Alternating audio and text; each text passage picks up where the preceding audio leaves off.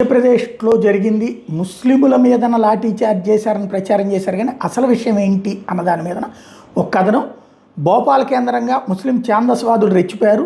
సర్తాన్ సే జుదా, తల నుంచి మొండెం వేరు చేస్తామంటూ నినాదాలు ఇచ్చారు. భోపాల్లోని పోలీస్ కమిషనరేట్ బయట వందలాది ఇస్లామిక్ ఛాందసులు గుమిగూడి ఈ నినాదాలు ఇచ్చారు. దీంతో పెద్ద వివాదమే రేగింది. ఇస్లాంను విమర్శించారని, దైవదోషం చేశారంటూ కొందరిని టార్గెట్ చేశారు ముస్లింలు. సోషల్ మీడియాలో విస్తృతంగా ప్రచారం అవుతున్న వీడియోల్లో గుంపులోని కొందరు నారాయే తక్బీర్, అల్లాహ్ అక్బర్ వంటి మతపరమైన నినాదాలు చేయడం, మరికొందరు పాల్గొన్న వాళ్ళు హిందూ సంస్థల సభ్యుల మీద, ముఖ్యంగా బజరంగ్ దళ సభ్యుల మీద బహిరంగంగా బెదిరింపులకు దిగారు. అయితే గోవిందపుర ప్రాంతంలోని హోటల్లో ముస్లిం వ్యక్తి హిందూ మహిళ కలిసి ఉన్నట్టు తేలింది. దీంతో మహిళలు హిందూ సంఘాల వాళ్ళు నిలదీశారు. ఈ నేపథ్యంలో ముస్లిం ఛాందసులు సర్తాన్ సే జుదా అంటూ నినాదాలు ఇచ్చారు. అంతేకాకుండా ఇది లవ్ జిహాద్ కేసు అంటూ హిందువులు ఆరోపించారు.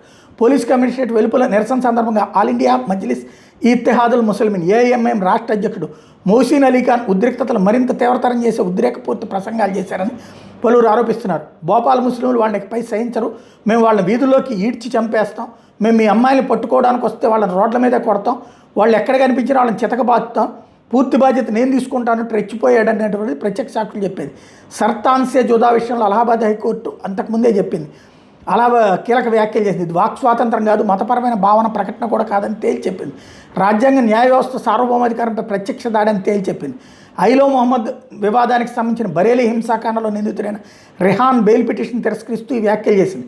సర్తాన్ సే జుదా వ్యాఖ్యలు ఎక్కడెక్కడ జరిగాయో చూస్తే మధ్యప్రదేశ్లోని సాగర్ జిల్లాలోని మిలాన్ ఉల్ నబీ సందర్భంగా ర్యాలీ తీశారు సెప్టెంబర్ 7, 2020. ఈ సమయంలోనే సర్తాన్ సే జుదా నినాదాలు చేశారు. దీనికి సంబంధించిన వీడియోలు కూడా వచ్చినాయి. దీంతో హిందూ సంఘాలు ఫిర్యాదు చేసినాయి. అక్టోబర్ 10, 2024 యూపీలోని బహ్రెయిన్ ప్రాంతంలో జరిగింది.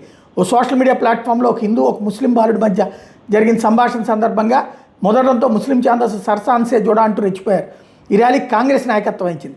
హైదరాబాద్లోని రెయిన్ బజార్ ఘటన జరిగింది.